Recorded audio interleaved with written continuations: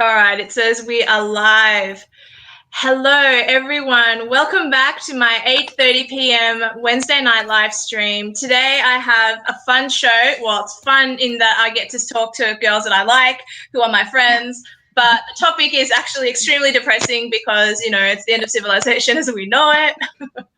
But we have here, all right, let's go in order. From the next to me, I have Michelle. Do you want to give yourself a brief intro? Sure. My name is Michelle Tavares. I work for Dr. Sherri Tenpenny.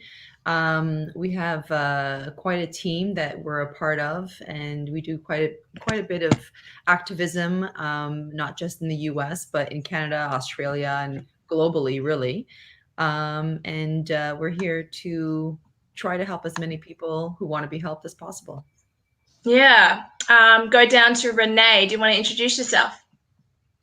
Yes. Hello. My name is Renee. I am 27 years old. I can't believe I'm saying that. I know it's young for some people, but I just turned 27 and that's weird. Happy birthday. Thank you. Happy Thank birthday, you. yeah. Thank you.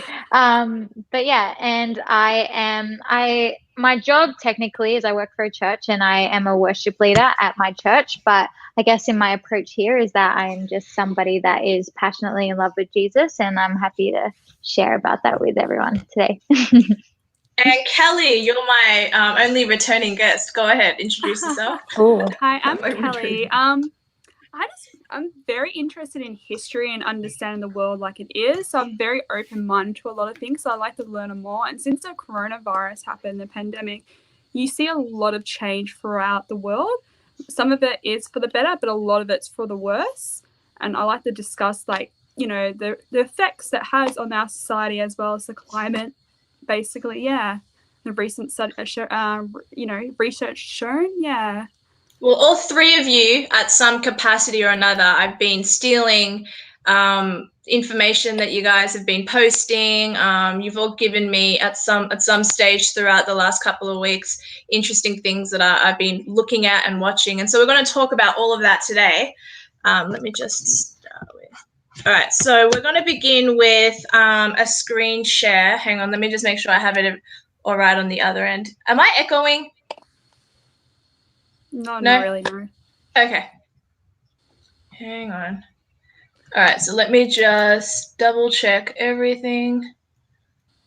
All right, that's where I want to go. All right, so screen share here. So it seems to me that the people of Victoria, the state that has the worst lockdown laws, I think on the planet right now, I think New York is close to it. Sorry that really interrupts. Okay, good to know.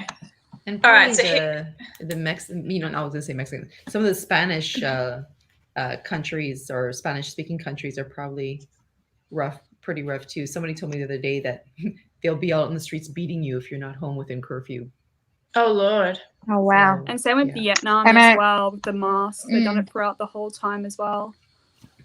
And I know that Argentina. I was just going to say, I know that Argentina started the way Melbourne is, but at the very beginning of the lockdown, they started the way Melbourne is right now. Good to know. Well, I have family in South America and in Spain. So over here we have 500,000 to end the Victorian lockdown. We demand sustainable policies. So it looks like people are fed up. This will take place apparently in Victoria. At Parliament House in Victoria. So this is September 13. So this is positive. I see this as a positive step. What do you guys think of this, and what are your thoughts? I'll start with you, Michelle. I think it's actually great. What I'm seeing, I should say what we're seeing is that New Zealand and Australia are really the examples, the stepping stone examples that these tyrants are going to be using for the rest of the world. So what happens in Australia and New Zealand is imperative for the rest of us. And I'm speaking, as a Canadian and, who works for U.S. doctor. And we're watching on. We are watching on, and we're praying for you guys because it's draconian. It's unwarranted. There is absolutely zero science to back this up. Zero. I mean, even the 6 foot distancing thing, like from what I understand, that was that came from a grade 10 or either a grade 10 or a 10-year-old. I can never remember which one it is. It's not important enough to me, but it's either a grade 10 or a 10-year-old girl science project. Like really, you know, so none of it has come from any kind of science background. The masks have not come from a science background. Dr. Tenpenny just, you know, recently released an article, over 80 studies that we had done on masks. Not one supported this. Not one. So insane. There was nothing supporting any of it. There's nothing. That's what I agree. Like I looked into a lot of mask research as a norm, and a lot of them are contradictive. A lot of them will say that they'll have guinea pigs in a lab setting, and they put masks on them. They didn't say if they put it on individual guinea pigs or on the room, like and they poured, you know, C19. And some of them said it has an 80% chance that you're not catching it because you're wearing masks, but it doesn't specify how they did it, how many guinea pigs, how much room they had the guinea pigs. Were they healthy guinea pigs? Were they not? Well done, Kelly. How many hours? Was it 15 minutes? Was it half an hour? Was it an hour, a full day, 2 days? So that's a lot of things that, you know, and then there's other studies that say that just walking around in, you know, getting vitamin D, you know, the air and that and the wind, there's a very small chance you will get it in that way. It's only close the transmission areas with, is in aircon. Yeah, well, the transmission is pretty low. I mean, when we think about what are people wearing, like, you know, you have people wearing masks. I get away with this. Not that I ever use it. That's no pretty. Way. That's lacy. Send that over. Send that to Australia, please. It's very sexy. I actually made a point of wearing this to church. We're not allowed to sing at church because of aerosols. But this is exactly why I made the point of wearing this. It was, you know. Good girl. But the thing is that it's acceptable. And the reason it's acceptable is because it's not about a virus. It's not about transmission. This would not be acceptable if it was about transmission. It's about control. Renee, I feel like you're very well aware, and I met Renee actually recently. It's so funny how like Renee and I met because of a Canadian lady connected us. So random. But Renee, you have a wide variety of knowledge on this stuff as well. Did you want to? What are your thoughts on what's happening in Victoria, and what do you think the overall agenda is? Well, I think that that group is amazing, and if people actually step up and do something about it, it just makes sense. Everyone is over the double standard of what they're saying. Yeah. Sorry, keep going. Yeah. No, but everyone's over it. Like, there's just loopholes. There's as many holes in it as there is in Michelle's mask. Nothing makes sense. Nothing lines up. No, seriously. And the thing is as well is, like, coming from a Christian perspective, that it says in the Bible that God placed eternity in every man's heart, right? And the thing is as well is that we are born into this world the way God created it to be. He created us to be in a Garden of Eden. He created us with all the things that we need in this world. I think, like, you know, Mother Teresa, they always said to her, there's a quote that says, why, if God is real, then why isn't there a cure for cancer? And she said, there is, but you aborted them, you know? And so I think God has given every single person an answer to everything that we need in this world, whether it's coronavirus or cancer. But one, we're choosing to ignore it. We're choosing to take things into our own hands. And I think that people are seeing that in Melbourne, that there's a lot of holes, that we actually should be outside breathing in oxygen, interacting with people. Like, I remember when in high school we used to always say, smile at somebody. It makes their day. And like now we're like blocking that. Yeah. So it's just, I think people know that.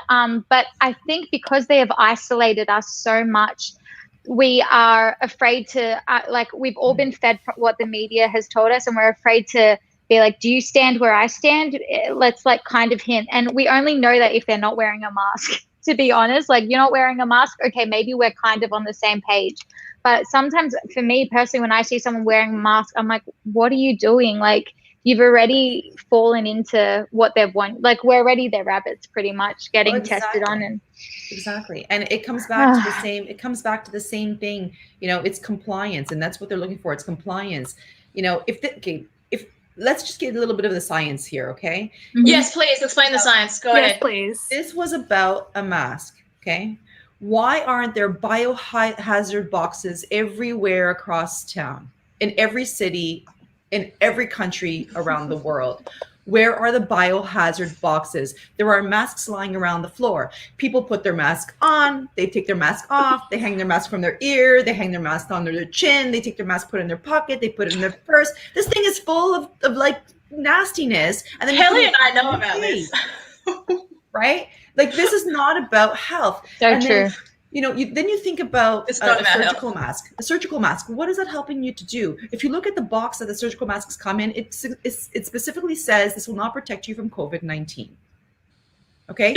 Those protect you from bigger particles. It's a dust mask. It protects you from bigger particles, okay? It has its place. I'm not against masks. Masks have their place where they're warranted. It's not warranted in this position, okay?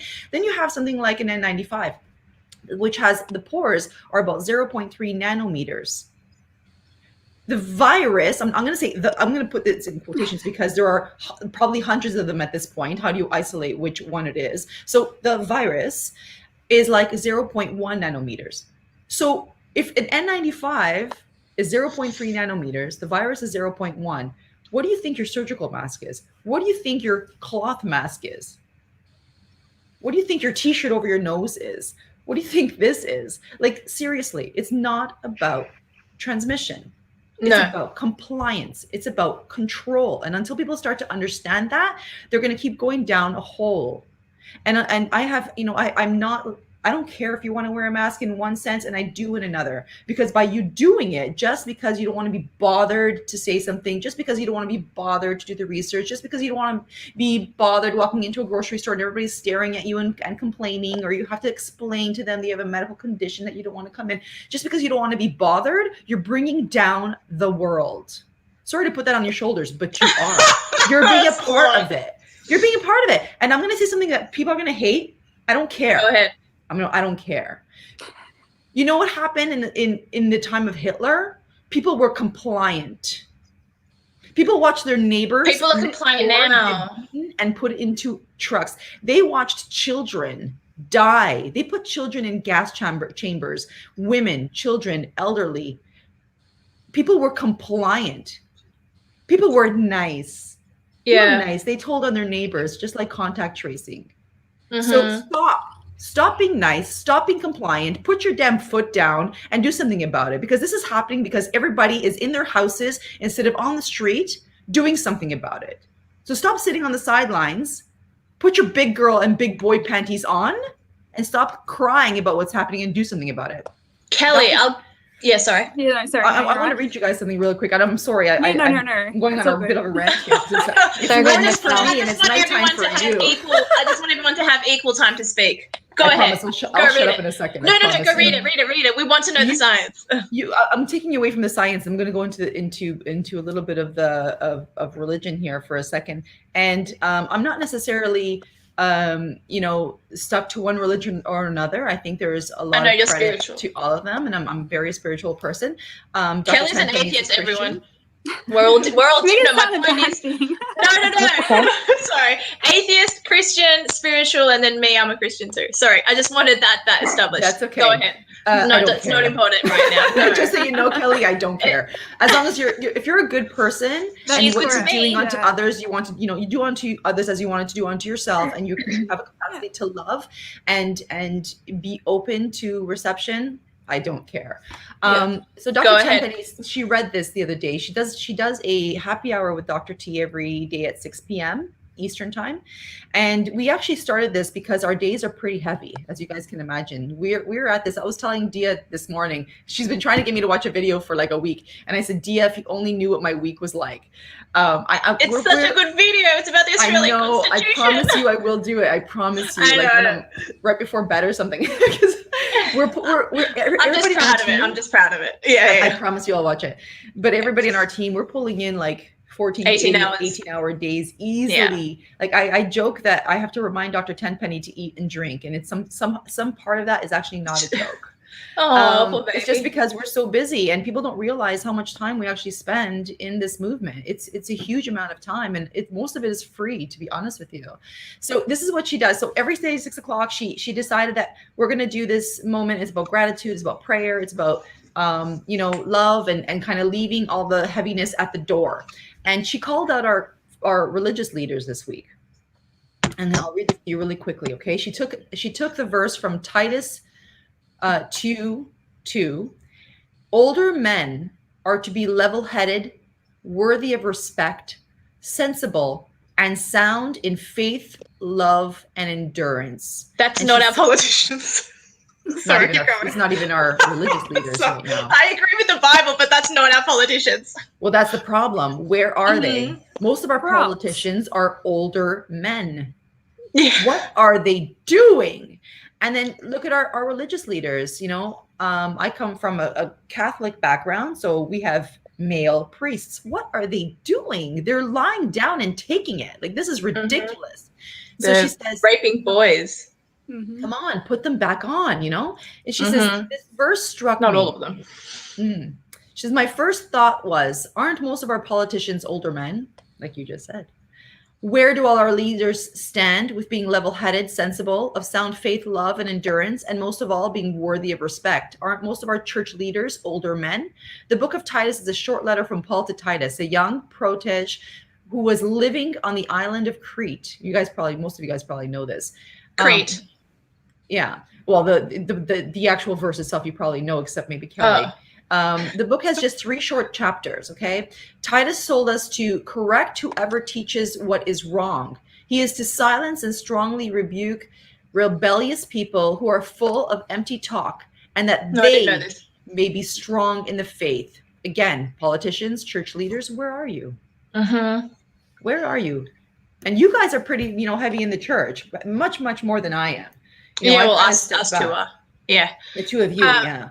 Yeah. Well, I wanted Kelly just to have a chance to speak on the fact, because she and I both met at school. Do you want to say out loud what you do or not? Would you rather keep that quiet? That's all right. Kelly, what do you think of that? What do you think of that? We're dental assistants. Yeah. We're dental assistants, so we know about the mask. And go ahead, Kelly. You go.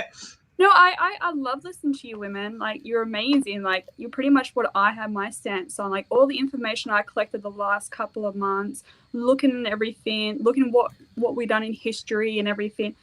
And a lot of it, people just listen to one, news channel and just feed off that. You have to get different sources, and you got to make your own opinion. Like, I'll try to be sensible. Like, hey, guys, I don't think the quarantine's working because, Vietnam, when it first started happening, they made sure they were doing the tracking. They made people wear masks. It's only just recently they started having a second wave. They didn't even have a proper first wave. Now it's skyrocketing. They're still doing this social distancing and masks. So masks are not the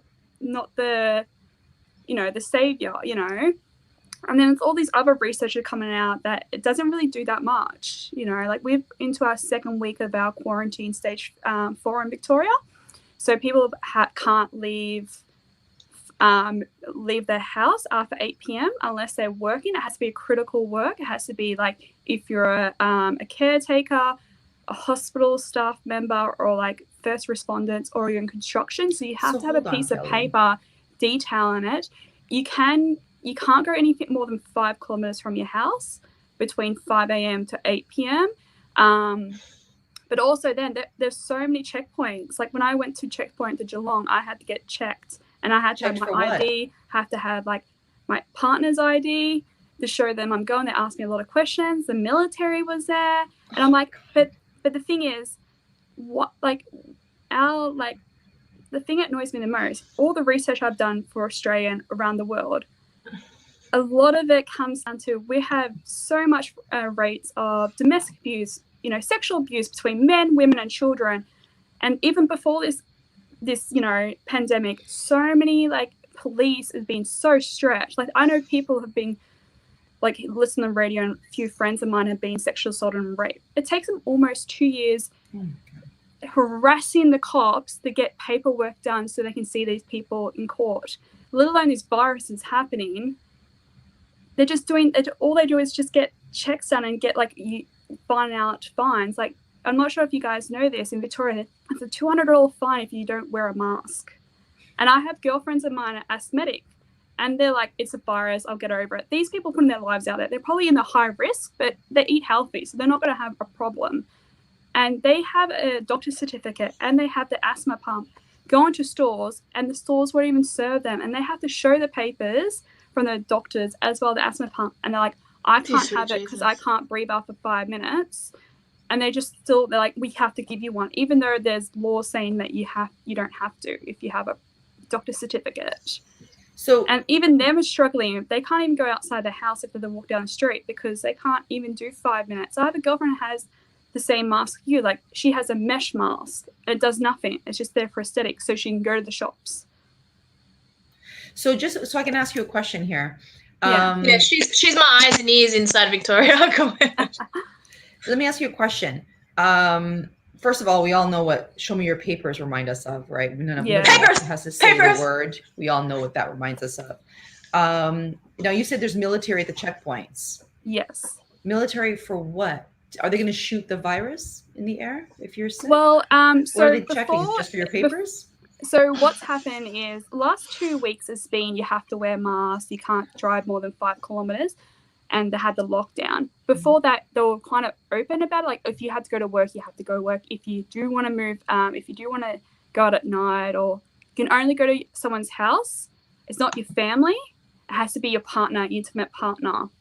So, like, so a lot of people have still had house parties, and I'm like, fair enough. Like, it's a mental thing. Like, you can't expect people not to see people for like months on end. That's and right. Then the virus price like went up, increased. So those papers, like when it was happening, even throughout the time, then in the last past month, I believe, in Victoria, I'm not sure of other states, they started having military with the cops, with checkpoints. So it'd be like half military people, half cops.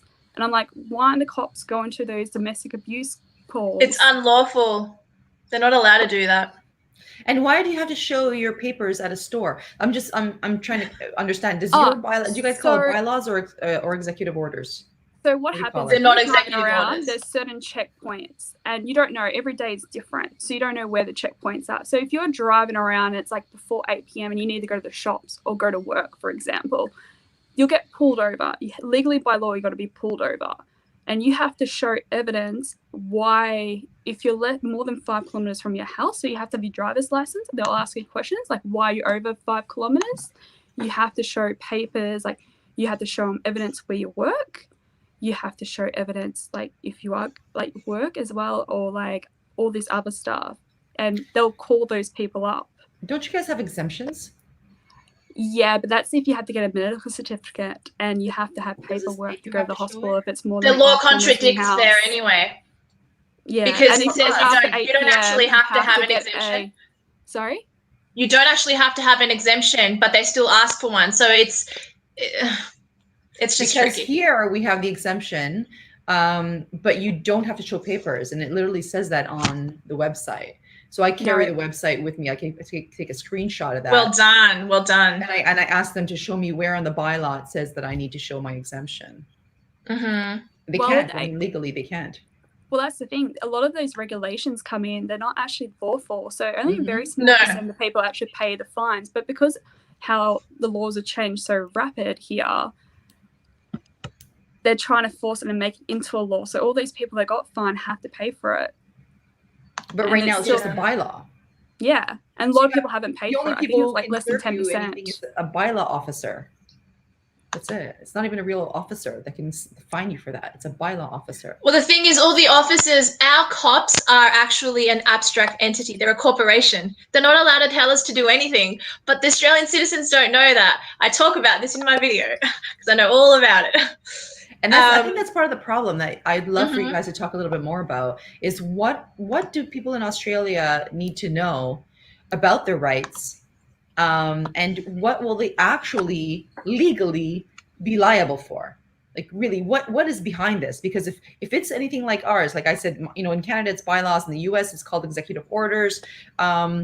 Sheriffs in the US, they can decide not to enforce this. So, you know, in Canada, it has to be a bylaw officer giving you that ticket, not a regular officer. So what is it in Australia? Who can actually give you that ticket?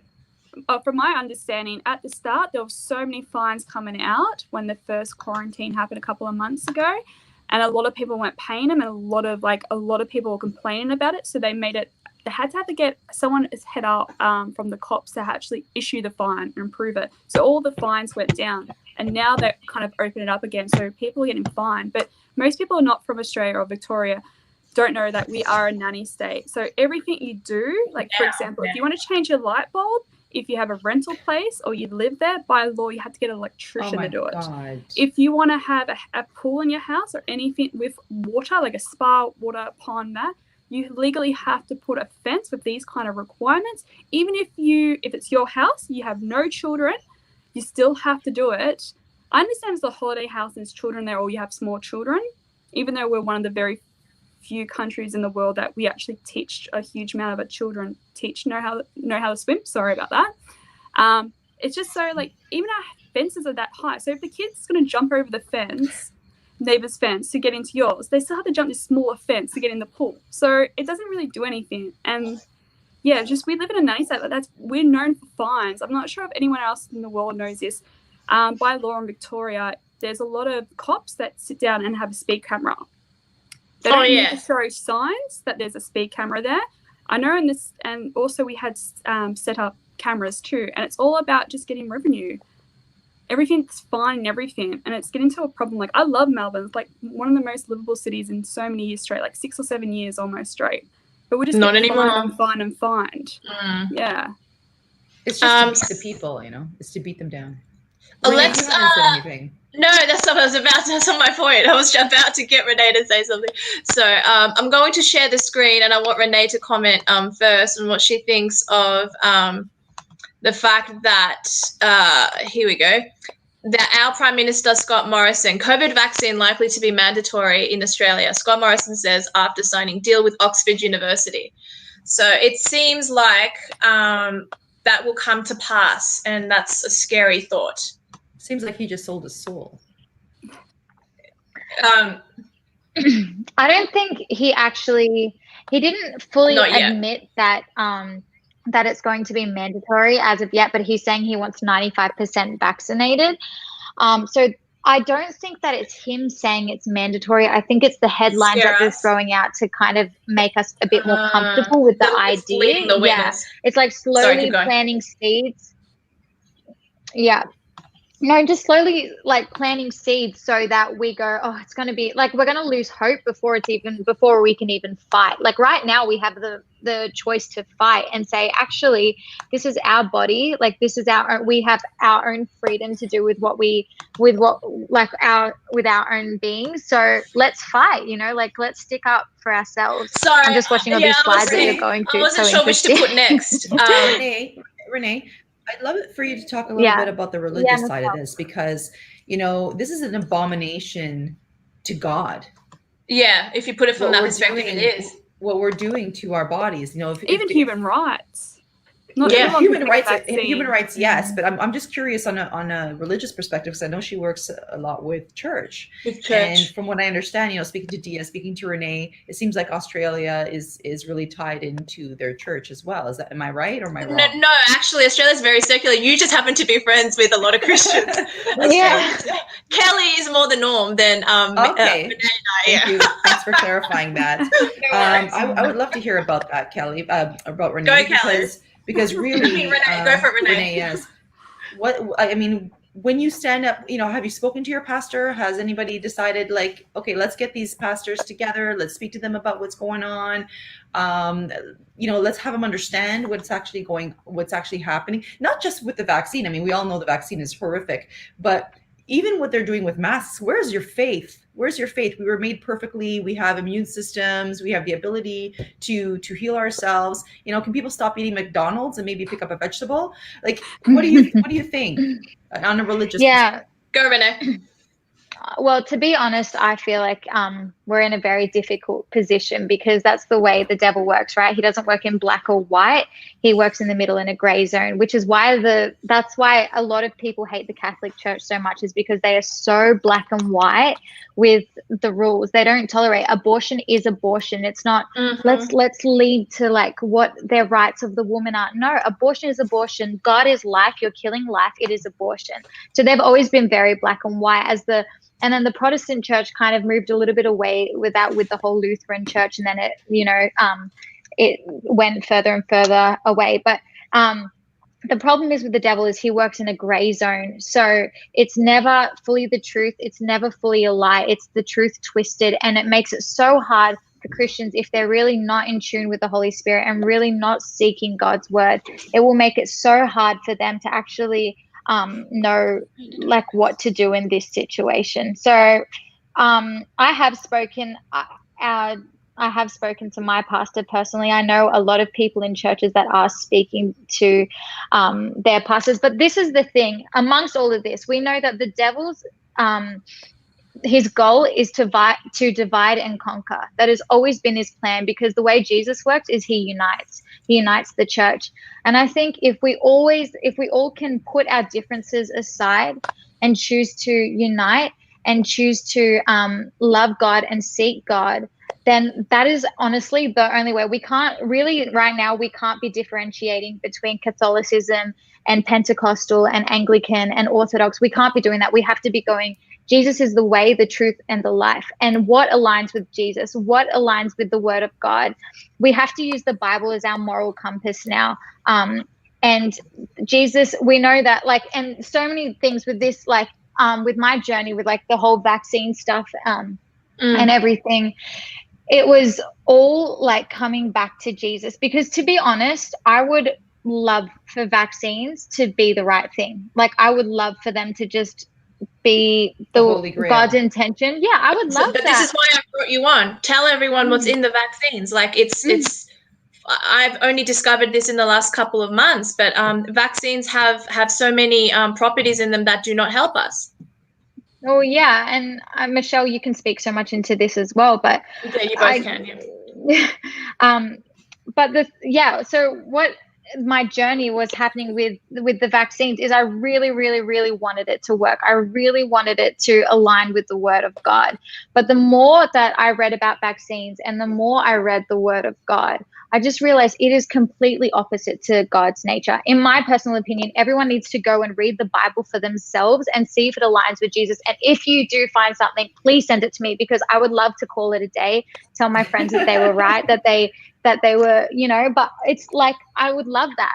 But the truth is that I can't imagine. One thing that we were taught from the youngest age is that sickness is not of God. It is of the enemy, right? That's what we're told from the youngest age. And the devil. And if Jesus was here today, I can't imagine him injecting himself, his perfect immune system that he so intricately made. Every individual, he made us so intricately, every little detail he thought through. I can't imagine him going, in 2020, there's going to be coronavirus and you're going to have to bypass four mechanisms of the immune system, defenses of the immune system, so that you can, because the way I made you isn't going to be able to survive this respiratory illness. Like, I can't imagine him doing that. Rather, I think he's given us everything that we need, and we actually just need to go.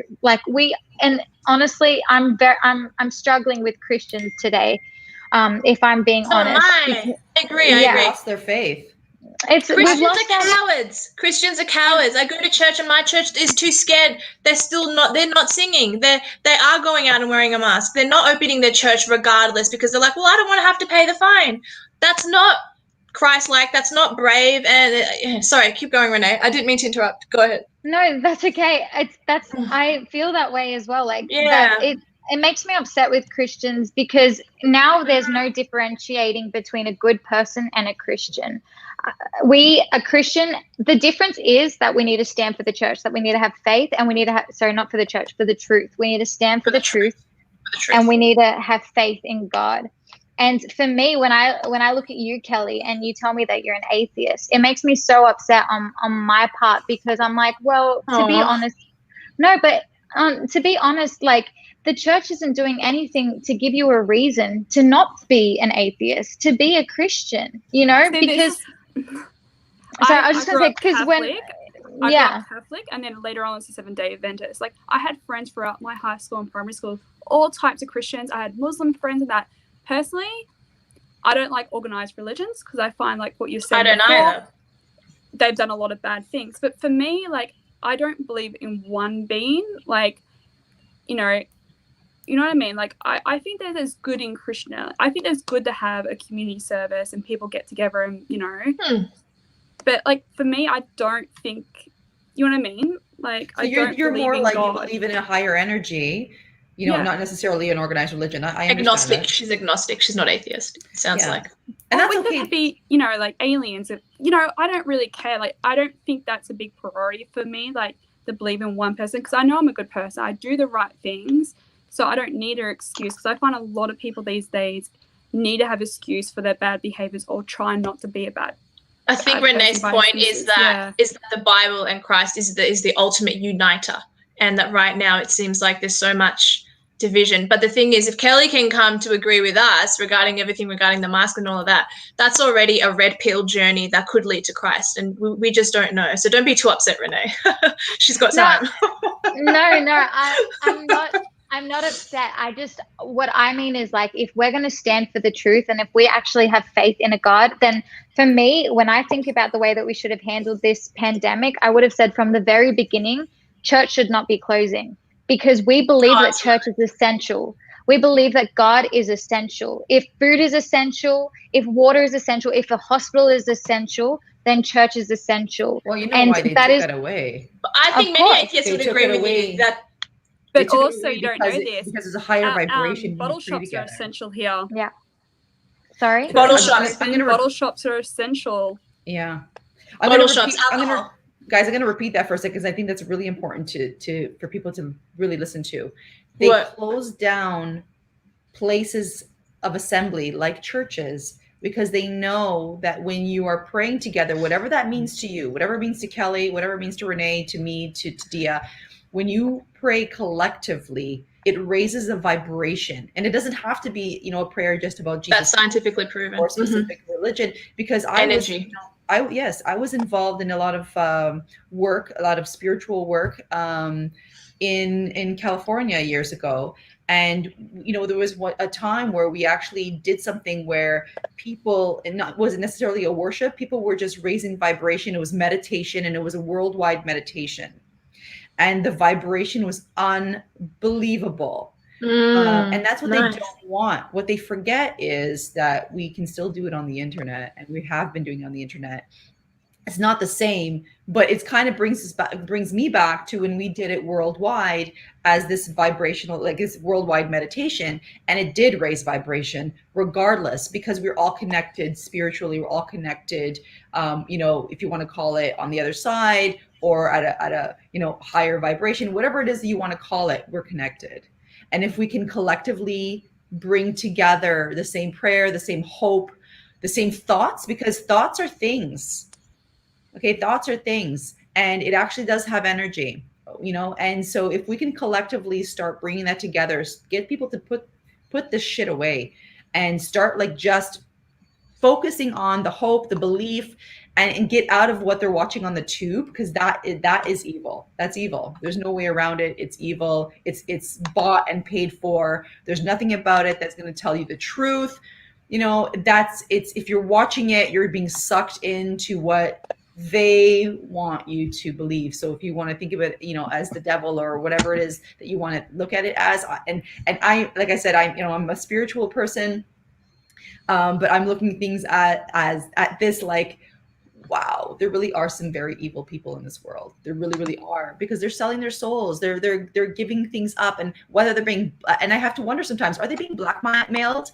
Are they, you know, being threatened? Like they're going to kill your family if you don't go on television and say this right now, because you can't be that stupid. I'm sorry. I'm going to use a big word. I think it just comes to greed, honestly. I think it comes to ignorance and greed. Like it could be. It could be money. Because you think of politicians, what happened with California, like they had under 10,000 they call it non-violent prisoners that left the prison sentence early because of the corona, and 7 of them were like predators, like sexual predators, and one of them actually re-offended. But they're putting more people from the Black movement, you know, Black Lives Movement, who are like very peaceful processes. They're not peaceful protesters.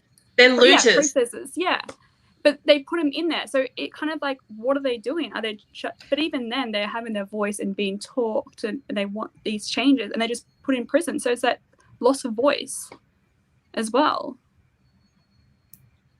Yeah, and also what I don't like is that by allowing Black Lives Matter to congregate, they allowed Black Lives Matter to congregate in Victoria, and that was perfectly fine. But then every other citizen who doesn't happen to be Black gets fined for not wearing a mask, or gets fined for congregating going for a run. It's the rules are all backwards. None of it really makes sense. Well, Daniel Andrews is a dictator. It's a protest. Yeah, I was like, what are you saying? All right, I have more articles I think we should have a look at, so let me just get those up. And Kelly, you mentioned about the rules. You said that you can't go out after between 8 and 5. So I guess the virus only comes out at night. Yeah, apparently. You know, and it only comes out 5 kilometers from your home. Isn't that amazing? It's incredible how that works. And you can't, I can only be outside, I think, maximum an hour. So people's vitamin D levels are very low, and that's what helps our immune system, helps viruses, especially when it's like winter time as well, when virus influenza comes in. Yeah. And you need human touch. You need human hugs. You need that. You do. So they're taking that away from you on purpose because it'll make you sick. To be alone, to be depressed, to have psychological That's trauma. the agenda. It's for us to be agenda, sick. You know, to keep you away from your family, to suppress your immune system by keeping you indoors, all of it. Dinner, you know. And you look at obesity in Australia, 64% of Australians' population are obese. So they already have a bad immune system, and then not letting them outside and you know, like making sure they're not, you know, social distancing. You know, there's a huge increase of like deaths just from that as well, and aged care facilities, just not having people around you. It's horrible. All right, so let's talk about this link here. US bishops want vaccine work to be freed of abortion link. The Spanish Cardinal Antonio Canizares Llovera of Valencia made headlines when he described as a work of the devil attempts to find a COVID-19 vaccine using cell lines created from fetuses aborted voluntarily decades ago. While his remarks on the 14th of June at Mass in the Valencia Cathedral were stronger than many others have used, the Vatican and bishops around the world have been urging governments and scientists to support the development of vaccines that have no connection to abortion. What are your thoughts on that, Renee? So I haven't read this personally, but what it's saying is that they'll support any vaccines that don't have aborted fetuses in it. Yes. Okay. Well, I think that's kind of almost just making an excuse to still be vaccinating, but just taking the thing that would like clash with the Catholicism out of it. But it's still the problem is for me when I think about vaccines, it's not really the aborted fetal cells. Like, yes, it's horrible that that is in there, but there's just so many other ingredients that are so detrimental to the body that we shouldn't be. Right? Well, aluminium, thimerosal, glyphosate, like there's just cow protein, bovine porcine, canine, keep it up, simian. There's not, it's not just aborted fetuses. You're talking about putting animal proteins into your body, and I don't want, you know, someone's going to say, oh, but you can eat all that stuff. Yes, but you're not injecting it into your body, into your bloodstream, which is it's like saying, I understand that logic. It's like saying I'll eat a lolly, but if you chop the lolly up into a fine powder, would you snort the lolly? Well, would you inject alcohol? Drink a beer. You're going to inject a beer into your body? No. Exactly. Yeah. So that logic works. Let's talk to a heroin addict and ask him if he wants to smoke it or if he wants to inject it. And why? Right? You know, why? Because it's going into your body much faster, and it's a very different thing. And you're talking like Renee was talking about some of the ingredients. You know, if you think about how, like, I'm going to try to make this very, very, very simple terms. Let's take, you know, you got the antigen, okay? Then you have the adjuvant, which would be the aluminum, formaldehyde. In flu shots, you're talking about thimerosal as well. It's going in there, which, by the way, is mercury. Don't let them trick you on that. And then after that, you have like a polysorbate 80, which is like an emulsifier, which makes that like a nano particle, right? It becomes nano, which technically can pass the blood-brain barrier. And that's why you see, like, in the insert of the vaccine, if anyone actually cared to read it, you'll see things like neurological damage, encephalitis. Yeah. What do you think encephalitis and encephalopathy? You know, how about you know? And let's not go so extreme. Yes, there are kids that get brain damage from it. I have a family history. My daughter has a family history of brain damage from vaccines. So let's take it. You know, let's go a little bit lower. How about let's shave off some IQ points? How about type 1 diabetes? It's also listed in the vaccine insert. How about the fact that they haven't tested as a causing cancer, even though it contains carcinogens? How about the fact that it actually indicates it's never been tested as causing infertility? Like, seriously, you're injecting this into newborn babies, 2 months old, 3 months old, 18 months old, 4 months old. I mean, on the schedule, there's like 72 vaccines they want you to get today as a child, you know, growing up. I thought it was like 10 or something. Oh, no. There's 72 on the schedule now. And that includes flu shots. So wait till they mandate those. See, I don't do flu shots. Right. Because it's the old vaccine. It's the old one because every year the influenza always change. So you're actually injecting old into you and you're healthy, so you don't need it. No. I mean, they're all BS anyway, all of them.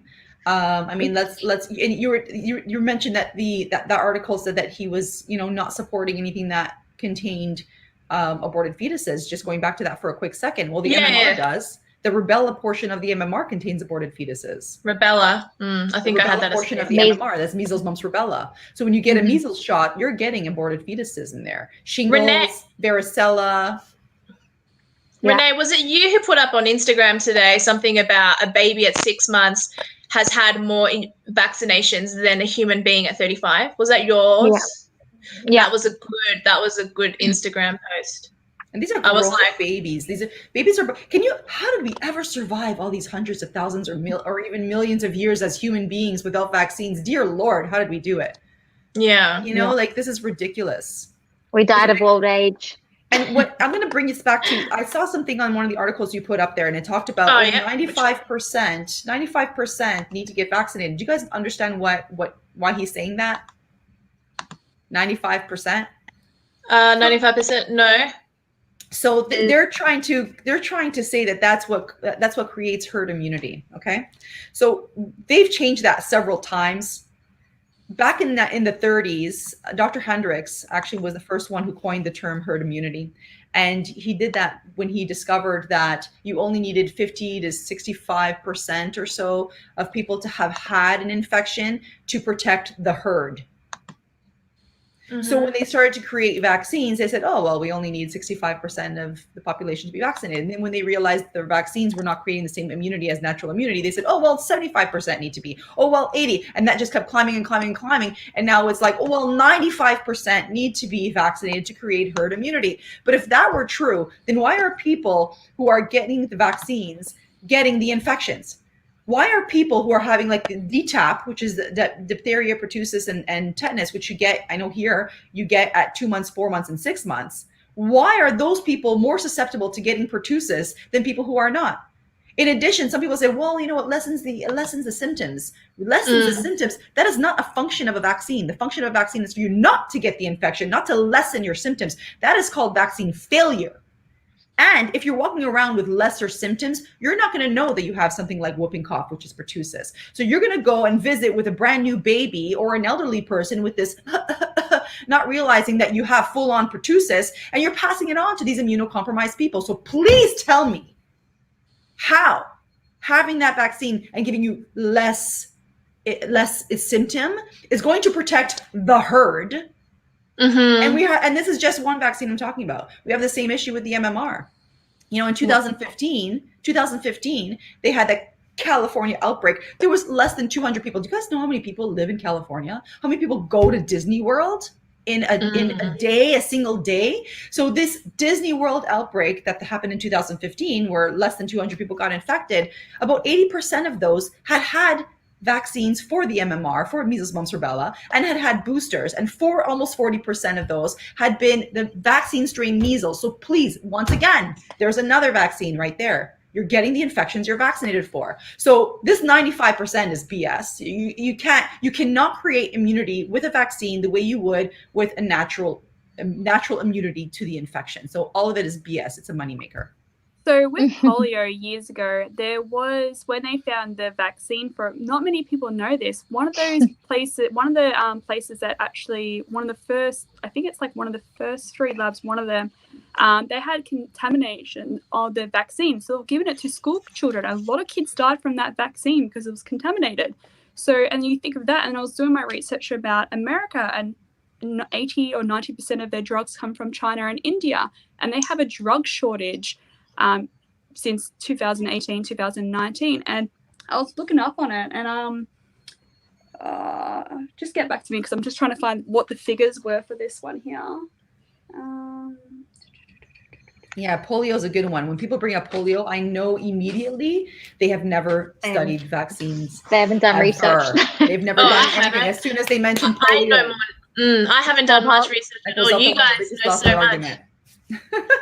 You guys know so much about this topic, and Renee, you've been researching it. What made you? I mean, obviously you're a Christian, but what made your secondary topic of interest be vaccines, Renee? Well, I mean, it wasn't like my choice or anything, but it was my choice. But what happened is you just landed there. No, similar story to Michelle. My first cousin's daughter, she got her MMR vaccine and declined pretty much. She's autistic now. You can't have a conversation with her at all. And she was walking, like she was like balancing. She had full eye contact. And then it got to the point where you had to be smashing plates on the ground just to get a reaction from her. God. Nothing. Poor baby. Yeah, exactly. And my cousin has gone through everything. She's gone through everything. I'm not vaccinating my kids. No, but like if I have any, you will. But to have to try and get her to come back, like she's tried everything, and she's constantly blaming herself for it. But we don't have to blame ourselves, and for me, that was enough for my family. My mum was like, "Hold up." My mum said to me, and I love my mum. I'm so grateful for her. But she said to me the other day, she said, as soon as I found out that there was any sort of risk associated with a vaccine to harm my child, I stopped. She would much rather the natural way of something happening than a risk by her applying it. And I'm like, that is literally what a mother is called to be. It even talks about in the Bible, the mother to nurse is the nurse to the child. That's a really scary dog picture. Sorry, distracted me. Ooh, a demon. But Kelly, did you? Oh yeah, go ahead. No, finish. No, I was just going to say, that is our job, I think, as mothers, when I'm to be a mother, and Michelle, I'm sure this is the way you think as well. But if there's any risk associated with harming our child, it is not our responsibility to make our child the person that's going to protect other children. You are accountable for your children, for the health of your child. You've been put in responsibility before God to look after your child, and you should not allow any risk to be associated with your child if it is in your power. That's how I believe anyways. Anyways, I'll get Kelly to finish what she was saying earlier, trying to find the stats, and then you all ladies, we can all answer the question on the screen. Go ahead, Kelly. So this one I've done my research because I found it very interesting that about polio, right? Takes so much. Oh, this is with drugs in the US. Okay. So many drugs that 80 to 90% all the drugs come from China and India produced to give to the US.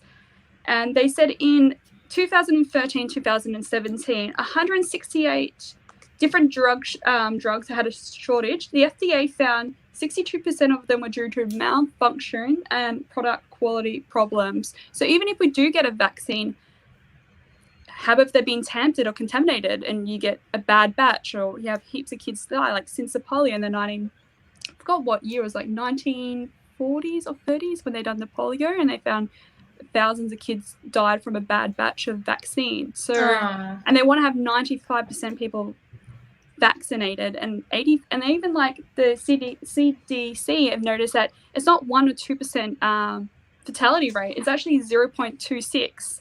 So why are we vaccinating a lot of people are healthy? Well, going back to that polio, most people don't realize that less than half of 1% of people with polio actually have paralytic polio. Less than half of 1%. And most of those, from what I understand, over 50% of those actually recover fully. And if you think about it, I mean, Bill Gates has been ripped apart for this because of all the kids that he damaged with his polio vaccines in India. You're talking about 500,000 kids who have been damaged.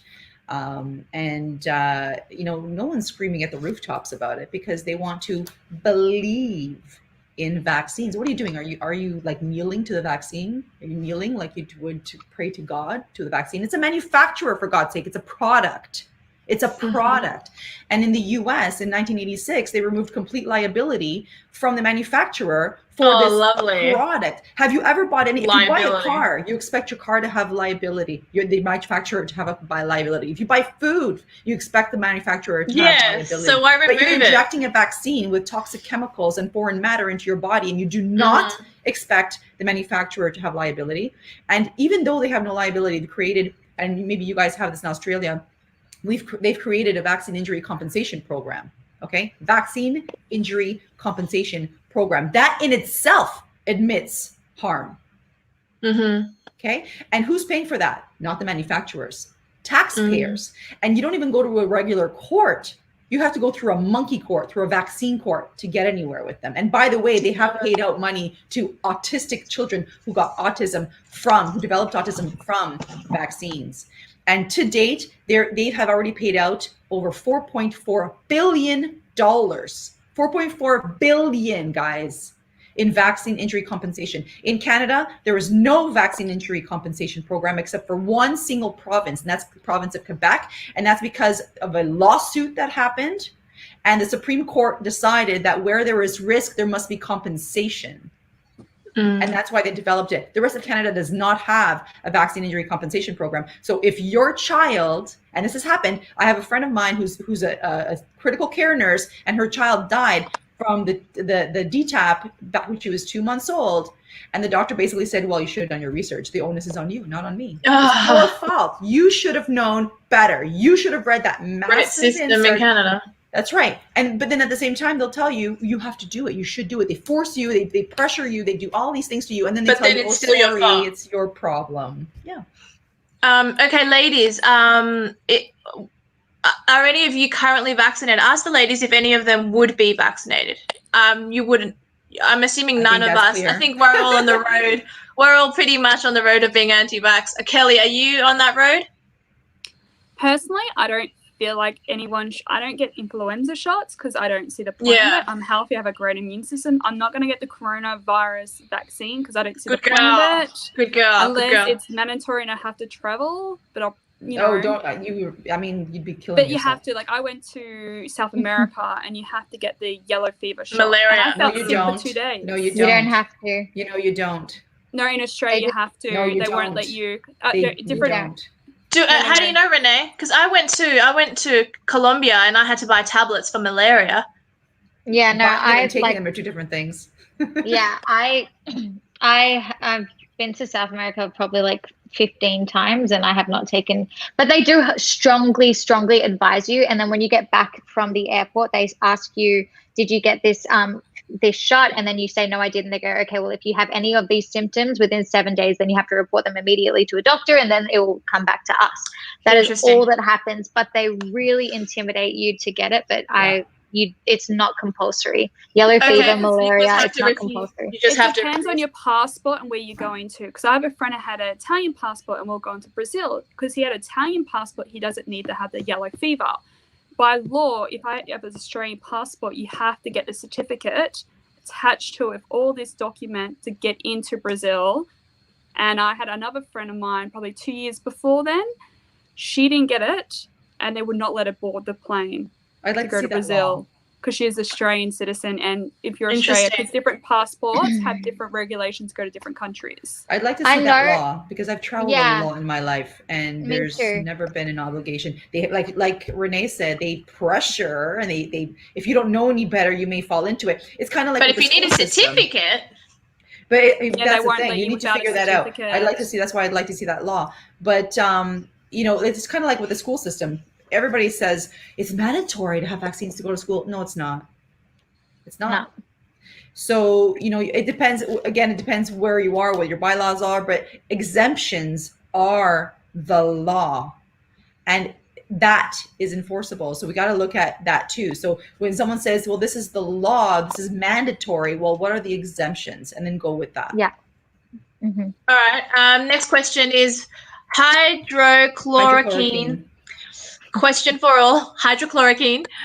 What's your view? Is it the do you know that word? Panisha. Thank you. Or just a conspiracy? I'll get you to answer, Michelle, because I feel like you already know the answer. I'm going to say something really, really simple. And, you know, nobody trusts Anthony Fauci anyway. But back in 2005, I believe, he actually came out and said that hydrochloroquine was the miracle cure for coronaviruses and that it was better than a vaccine. This is before he had a monetary investment, I guess. Hilarious. But it's all about the monetization. Hydrochloroquine has been used for over, you know, about 63 years or so. It's been used for malaria. Since the 60s. And the reason they use it is because they understand is because it, you know, goes after the parasites and there's a coagulation issue. Because I think what people are missing here is coronaviruses, there's many of them, but the one particular that everybody's looking for, which the symptoms are COVID, right? The coughing and the respiratory and all that. It's actually a blood coagulation infection rather than a respiratory infection. And that's why, you know, you might see x-rays of people with COVID that look like altitude edema. And that's because, you know, altitude edema is when you like picture someone dropping you at the top of a mountain and you haven't had time to acclimate. Your lungs have not had time to acclimate to that thin air. So that's kind of like what you're seeing in some of these chest x-rays. So that's when they started to realize this really isn't a respiratory infection, what's going on. And they discovered that it was, you know, I'm making a long story short, guys, really. So then they discovered that, you know, this is a blood coagulation issue. So, so that's how the hydrochloroquine, are there risks? There's risks to any medication that you take. For sure. Absolutely. And, you know, if you're on a table dying and they're like, well, we're going to put you on a respiratory or give you hydrochloroquine, go with the hydrochloroquine. Yeah. You know, and maybe it's too late at that point if you waited that long. But I mean, we know that they've held back. They've stopped prescriptions on that. I know in Canada they were using it successfully at Sunnybrook Hospital. And then all of a sudden, I don't know if the doctor was gag ordered or what happened. He spoke publicly about it and then disappeared. And we've seen that happen in the US too, where they were treating people with hydrochloroquine, with zinc, with selenium. I mean, it's not rocket science. Putting them on a ventilator will kill them. Yeah, well, that's what they're doing. They're purposely putting patients on ventilators, and then anytime a patient dies, that hospital gets more money. So the more deaths, the more money. That is what's killing people, not COVID. I mean, COVID may be killing people. I'm not sure if it's a fake virus. I don't think it's a fake virus, but I certainly think it's an exaggerated virus. There's definitely a virus, and there's thousands of viruses. You can die from meningitis. You can die from, you know, many things. This is not new, right? No. Bearing, did you guys get vaccinated as children? Yes, I was vaccinated as a kid. What about the rest of you? I was vaccinated as a child up until maybe the 3-year-old around mark. And I used to get the worst ear infections. Like, I did not know why I got them. It wouldn't be associated with my throat, or I wouldn't have congested sinuses or anything, but my ears would throb and I would be bawling my eyes out. And it's so funny that I remember that, because I remember as a child being like, this is just my burden to bear. I don't know why I'm so unique and different. Like, but now I'm like, hold up. And now I truly believe that God gave me that memory, and he gave me that ear infection so many times so that I would remember all these years later. I was vaccine injured. And thank God I don't have any asthma, eczema, anaphylaxis, allergies, anything like that. But I can 100% say I was at least vaccine injured with the worst ear infections. And then I stopped, and my mom didn't let me get HPV. Thank God. I'm so grateful. I know, you made me feel so bad about myself when you said, Sorry. no, it's not your fault. But when we met up, I said, HPV, what's that? And it's the cervical cancer injection. And I got that, and I shouldn't have gotten it. And now I'm like, I hope you're able to have babies. And she's like, and No, then Renee's you will. like, no, it's okay. You will, in Jesus' name. There is nothing wrong. Thank you. Rachel. But you've all been vaccinated, right? Michelle, you were vaccinated as a kid. I was Kelly, vaccinated obviously, as you a would kid. I actually have a very vivid memory. But I choose as not well. to anymore. Pardon me? Sorry, go. No, go. You have a vivid memory. Go ahead. I have a vivid memory of my childhood too, and I was actually sitting on my. I had to have been about 4 or 5. I was little. I have vivid memories from that age too. Yeah. And she had me. The doctor had sat me on. I had gone with my older brother, and he was with me. My parents were not with me, and she sat me on the table, and she starts pulling out the vaccine. I literally, as she turned her back, I jumped off that table and I ran out of the doctor's office, down the stairs, across the street. I ran all the way home, and I was like this little thing. It was almost like God was just saying, "Get out, get out, get out." And you know, I say this all the time, and my parents have extreme guilt over it. I said, you guys played Russian roulette with your kids. And my mom just says, you know, we didn't know any better. We listened to the doctors. We didn't know any better. And really, that's what you're doing. When people say to me, well, my kids are vaccinated and they're fine. Are they? How do you know what's happening in their bodies right now? You have no idea. There's cancer brewing in there. Like, childhood cancer is up tremendously. Why do you think that is? When we were growing up, I'm probably older than all of you girls, but when I was growing up, I honestly thought we were all the same age. Nobody had peanut allergies. People ate peanut butter sandwiches in school. Like, the amount of chronic allergies that are out there today are stupendous. It's just stupendous. It's vaccinations, it's pesticides. All of our food is genetically enhanced now. We are probably sicker than we've ever been. The condition that we arrived on Earth has vastly changed. Like, I mean, for those who don't believe in Adam and Eve, whatever, but like from the first human beings to now, we are not an evolved, amazing specimen. We're a devolved, shitty specimen. That's what I think. Well, the vaccines are the 200-year-old lie.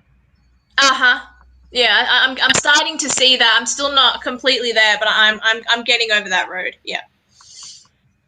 Kelly, were you vaccinated? Oh yeah, like everyone else. Yeah. Yeah. All right. This is a good question from Jimothy.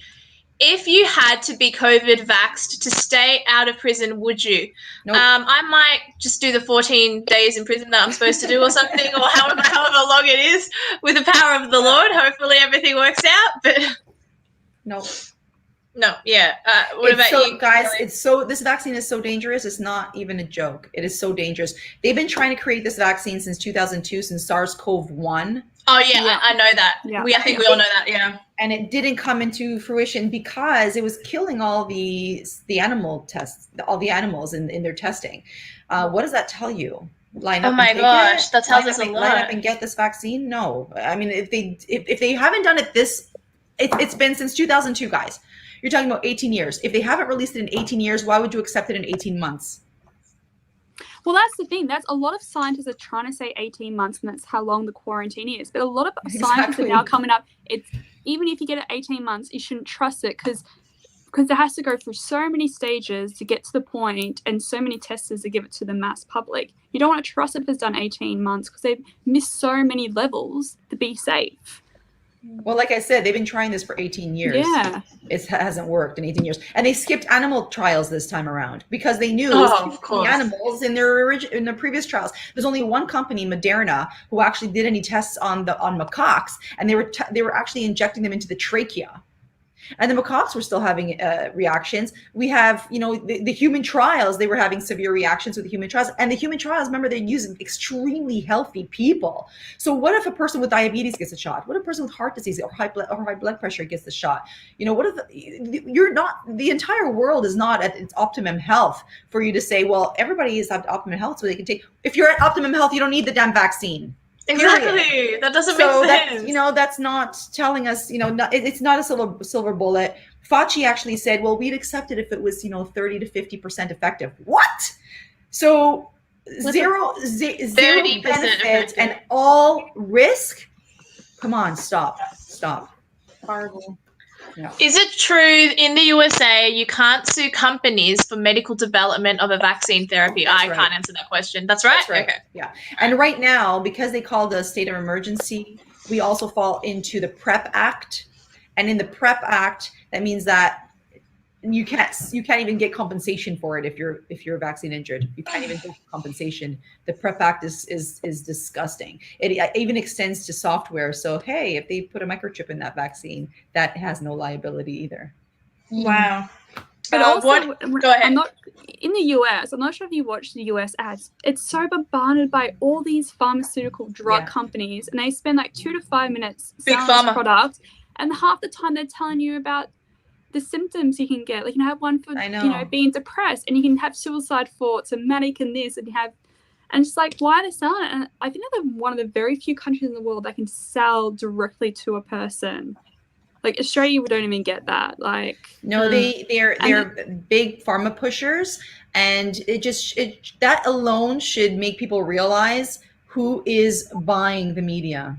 Yeah. And then you see like every ad break, at least one lawyer company suing a certain drug company because it's giving people heart mixed attacks. messages. Yeah, and I'm just like, what? Like, well done, Kelly. That's true. I didn't think of that. It's so scary watching the US like media, just the ads, the news. It's no wonder. Like, if you look back at Ebola, you look at the UK, you look at Australia, you look at Canada, how like pretty average they're just talking Ebola. America, they're going crazy, saying it's like the next like second, I honestly believe end of the world. They're talking about, Fauci just came out yesterday and said that he was not going to, I don't think this vaccine will ever get mandated. So what I'm thinking is, so some people are saying, woohoo, that's a win. And I'm thinking, what's he up to? What is he up to? Because there's no way he's rolling over. So what's he up to? And then, you have Bill Gates, who said in one of his interviews, we weren't prepared this time, but next time you're going to pay attention. What are they up to? Bill Gates is trouble. Jimmy Fee asks, what's your view of Jacinda Ardern in New Zealand requiring positive COVID test people to be quarantined in a facility instead of their own homes? And she's even said that if people refuse, they have to stay another 14 days. And I'll let you guys speak about that because I'm going to go on a rant. Go ahead. You guys start. I'll go last. People don't know they actually made people. They're actually doing they actually knocked on people's doors. Like when they first started doing the 14-day quarantine, they're like, oh, if you came from Wuhan, you had to quarantine yourself. And then they started realizing people still like were carriers going to work and that, socializing. Then they started giving people fines. So that when people coming back from overseas from like work travel, they're coming back to have to be quarantined. So you got places in New South Wales where they were like placing military guards in hotels as well. Like, yeah, even like some of the hotels in Victoria as well were like that with private security guards. And they still went out. Yeah, but I think New Zealand is worse off than us. Renee, what do you think of Jacinda Ardern and her dictatorial reign? I'm actually going to let Michelle answer this, but I think what they're doing with Michelle, keep it under 2 minutes. Yeah, sorry. I'll speak really, really fast. Yeah, like removing children from their parents and like saying that kind of thing is just like enough of a wake up call to be like something's not right here. Go ahead, Michelle. This is medical kidnapping. It is medical kidnapping. That's a great way to put it. Yeah. I'm going back to talk about, and I'm going to go back for a second and just talk about PCR tests and what this test actually means. So the FDA has even admitted they have no idea what they're testing for. You're taking an RNA virus and you're testing it in a PCR test that's made for a DNA test, okay? So what they first have to do is they have to manipulate the RNA virus, which is the coronaviruses, and they have to make that a DNA virus, and then they put it into this PCR test, and then they have to keep manipulating it until they get a response. When they do get a response, they have no idea what that response means. They cannot isolate it to find out if it's COVID-19 or any of the other coronaviruses that are out there. They have no idea if it's an active or inactive virus. They have no idea if you're asymptomatic, if you're an IgG antibody. They have no idea if this was from a flu shot. Hey, by the way, flu shots contain chick embryo, and they often contain coronaviruses. So, I mean, what does this mean? What does the test mean? Positive means what? Are you sick? Are you hospitalized? Are you dying? Are you asymptomatic? Are you IgG antibody? Exactly. It means There's so nothing. many categories. Yeah. It means absolutely nothing. A positive test means absolutely nothing. This is the first time in history I've ever seen someone say, "Oh, I feel really healthy. I think I'll go get a COVID test." Like, think about this for a second. People go to hospitals to get a knee surgery and have to get COVID tested. If they come out positive, what does it mean? Are you sick? Are you sick? Yeah. Because the tests don't even know what they mean. The FDA has no idea what they mean. The actual companies who've developed these tests have actually made fun of each other, saying, "Oh, I could have created that test in my garage." It means nothing. Actually, Bill Gates has even said it. As much as I do not respect him, he's actually come out and said they mean nothing. So, I mean, that's what I think about her and her COVID test. They know it. They're not idiots. They're not idiots. They know exactly what they're doing. Yeah. They know exactly what they're doing. They're manipulating the public. They're fear mongering. They're trying to make people comply. They're trying to make people comply. If you comply to that, you will comply to the vaccine. You will comply to a one world order. You will do whatever they say. Oh, one world order. I'm not complying. All right. Has the virus been isolated / purified and subjected to Cauchy's postulates? Does anyone know what that means? And does someone want to answer that? No? Okay. They can't isolate this virus. They've never been able to isolate this virus. They haven't isolated. Okay, so this question is for you, Renee. Do you think that if people, I'm assuming these are your friends, that if people truly followed their Christian faith, the world would be saved from these dark times? I believe that too, but go ahead, Renee. Yeah, I believe that, because I believe that despite what goes on, God is still in control and he's still sovereign and over all. But I think it's our job as Christians to not leave anybody behind. And to and when it says love thy neighbor, when it says love God and then love others, I think we need to consider the fact that love doesn't just mean being kind to somebody, but it also means protecting them and going out of your way to protect them. And for me, when I think about my niece who's been vaccine injured, I love her so much, and I hate the fact that she'll actually never be able to have a proper, articulate conversation with somebody. That is not the way it's intended to be. That's not why she was born. She wasn't born to be dumb on this world. She was born to live out of potential. They've taken potential away from so many human beings. They rob people of their lives. They do. And it's just so that they can sit on their own man-made throne and have people slaving so that they can feel powerful, so it's really, really dangerous. And yes, I think God can absolutely save. Yeah, I forgot to do something that I normally do at the start of my show. I'm going to do it now because I forgot to do it earlier because your Rebecca reminded me. So usually at the beginning of every show, I read a Bible verse. I didn't do it this time. Deuteronomy chapter 31, verse 6. It's the one that I put up on my Instagram yesterday. Be strong and courageous. Do not be afraid or terrified because of them. For the Lord your God goes with you. He will never leave you nor forsake you. Them can be anything. That can be your enemies in like people who used to be friends. That can be the government. That can be anyone that is guided by Satan. So I think that verse is extremely good. Sorry, go ahead. Going to that spiritual conversation, whether or not you are religious doesn't matter. You can still pray. You can still be spiritual. You can still, the prayer, whatever it means to you. I mean, talk to the universe, talk to your spirit guides, talk to your inner child, whatever that means to you. That's all God. Yeah. One way or another, it's coming into your inner being, your higher being. We're all part of it. God gives us a conscience. Yes. So Lyndall, just curious what the panel's views about 5G are. There's been more discussion about 5G since the pandemic started. So a lot of people think that 5G is somehow weirdly connected to the virus and somehow connected to Black Lives Matter. I even spoke to someone yesterday who reckons that the COVID virus will disappear once the election is over. So you mean like the measles suddenly disappeared when coronavirus showed up? Nobody talks about the measles anymore. Last year, everybody was going to die from it. Yeah. Well, that's TB. Like 1.5 million people die a year on that. Exactly. Do you guys want to start? I have something to say, but you guys can go ahead and start. About the 5G? Yeah, who wants to answer that? I just think 5G is something that is such a taboo subject right now.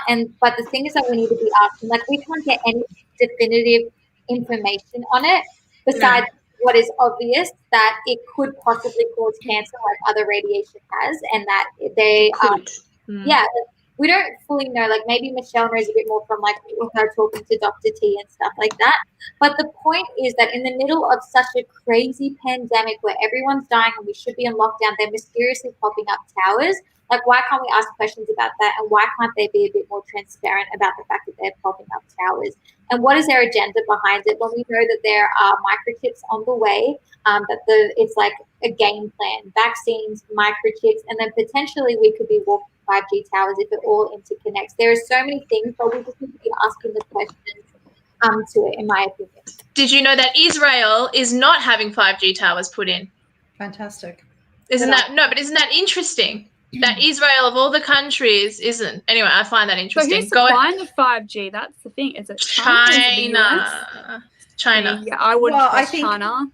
I don't trust China. That's with Huawei, right? And Trump is kind of banning Huawei, and they have their own versions of. Here's the okay. You cannot have continued AI without 5G. There are already 6Gs already in the making. Okay. Yeah, that's true. In order for AI to grow, artificial intelligence, you need to have better systems, and 5G is just the next step. And don't think that it goes from 4G to 5G like this is little like 1, 2, 3, 4, 5. No, it's 1, 2, 3, 4, 5. 5 is like 10 times greater than 4G. And they have shorter wavelengths, so they need to have more of them. That's why there's a lot more towers than there were with 4G, and they're popping up everywhere. Now, what the problem with that is it actually causes DNA damage, cancers, and many things. And if they, they consider it a weapon, like a military weapon. Think about this for a second. Now there's 5G towers everywhere. Surveillance is part of that. They want to surveil you, okay? And even like Mr. Husk there, he's even said that he wants to be able to combine AI with humans. He was talking about you being able to hear music in your head. So where do you think this is all going? It's going to be the destruction of humanity. Our DNA is going to change. Yes, absolutely. Well, it causes DNA structural damage, right? But think about this now. So here you have this radiation, these DNA damaging towers blasting into your homes, blasting you when you're walking down the street, when you're at work, when you're sleeping, and what is that doing if you have a dormant virus? What is it doing if you have an active virus? It's going to activate any illness you might have, any disease you may have. So yes, they're completely connected. Okay, good to know. This isn't a question, but my friend Sandy, who is also the moderator to my live streams, vaccines for DNA viruses with non-toxic carriers are in the safe class for human use. Many are not in this category. Do you want to comment on that? Any one of you? Which ones is he talking about? I don't know. I think he's just talking generally. I've never seen a vaccine with a non-toxic adjuvant. Okay. You need an adjuvant in vaccine. I don't know what that means, but fair enough. An adjuvant is like aluminum, formaldehyde, things like that. You need to have that in a vaccine for it to. Okay. Yeah. Okay. Bearing, you all got vaccinated as children, as kids, and you're getting here as 30-something-year-old healthy women talking about how bad child vaccinations are. Do you remember how I said that my parents played Russian roulette? So is that your answer to Bearing? Absolutely. It's a Russian roulette. And how do you know what's happening inside my body? I don't even know what's happening inside my body. Yeah. Vaccines are cancer causing. They cause all kinds of problems. They're actually linking Alzheimer's. And if you look at some of Professor Chris's work, he's looking at how kids with autism and kids with Alzheimer's both have similar problems. And that's aluminum toxicity. Mm-hmm. In the brain and in the gut and in the brain. So, our parents played Russian roulette. And I feel like I'm sitting here as a 27-year-old, but I'm sitting here as a voice for people that have lost theirs. And I am one of 7 children, and I could say that each one of my siblings have got a vaccine injury, except my youngest brother. We've all got, on some scale, we've all been affected negatively. Absolutely. And Absolutely. Except my youngest brother, who is 18 years old, who is completely unvaccinated, the most healthy child you will ever meet, does not eat well at all, does not exercise, plays way too many games, has never been to the doctor in his life. And then on top of that, I have 8 nieces and nephews completely unvaccinated. None have eczema, none have asthma, none have anaphylaxis. They all their marks very, very early, so smart, so switched on. So as a 30-year-old, I'm sitting here going, yes, actually, I wish I wasn't vaccinated, and I will do everything that I can to stop other people from being vaccinated until it's too late for us, because we are all dumbed down by what they're doing, and then they will have complete control over Absolutely. Us. Well, Sandy said something interesting here. And Sandy, I don't know whether you know, but in South Australia, they can remove children from the home with this new COVID stuff. So removal of children from parents was 0.41 in the Communist Manifesto as revealed by Cleon Skouson in 1963. That's going to be a reality in South Australia. So that's how bad things are getting What's here. What's the stipulation? Is it if you test positive? Is it if you refuse to test? What is it? Let me find it. It's on my phone. I didn't think to have it for the screen share. Probably should have. But in the meantime, let's keep moving on while I look for it. Lindell is impressed by you, Michelle and Renee, I assume, in terms of your knowledge on vaccines. So that's exciting. Probably. Wow. We weren't always, I'm sure. Yeah. I used to be very pro-vaccine. I was very, very, very pro-vaccine because I didn't know any better. Oh, for sure. Yeah, I think I was technically as well. My housemate sent it to me actually earlier today, I thought. Let's move to, do any of the panel vote for Pauline Hanson's One Nation? And, well, obviously that's irrelevant to Michelle. She's in Canada. And if not, which anti-vaccine politician party would you vote for? I'll get you and Kelly and Renee to start while I look for that law. I hate that word, anti-vaccine, to be honest. What's the word I should use? Tell me the word I should use. Anti-stupid. I think it's a personal choice. Like, and seriously. I think they should give you the information to make your decisions. Well, That's what it comes down to. I think it's important to have information, but I think it's ridiculous to have an option for people to hurt their children. I'm sorry. I don't think vaccines should be a part of any schedule, because someone who may not have access to that information will fall into poisoning of their children without realizing it. And just like we talked about abortions, that child did not have a voice to decide for themselves. So, these children who are being vaccinated do not have a voice to decide for themselves. You're deciding for them that they should be injected with poisons, toxins, foreign matter, animal proteins, aborted fetuses. Why is that even a conversation we're having? Why is this a conversation we're having that we possibly should have a choice to vaccinate our children, to inject our children with toxins? You wouldn't fed your children pollution. Pardon me? What about like our food? A lot of kids now are getting obese absolutely true as well. And the imagine pollution. If we fed our children formaldehyde and aluminum and thimerosal, we'd be in jail. Found it. So it says here, COVID-19 Emergency Response Act 2020, removal of children. Without derogating from Section 25, an authorized officer may, for the purpose of ensuring compliance with any direction under the section, remove a child from any premise, place, vehicle, or vessel to a place of residence of the child or to a hospital quarantine facility as the authorized officer thinks fit, and may, in doing so, use such force as reasonably necessary. There you go. Horrible. So it's disgusting. Yeah. Yeah. Give me a sec. I'm gonna just go plug in my computer for a sec. Hold on. It's no worries. Does anyone want to answer the voting question or not? I mean, like with politics, it's a very hard question because you honestly just have to use discernment no matter who you vote for. But one party that I did find the last election was MIOP, and that's the Informed Medical Options Party. And pretty much what they are for is anti-fluoride, and they are for informed medical choice. So just at least having the choice. That's it. Yeah. MIOP. I'm going to look into MIOP. MIOP. By the way. Party.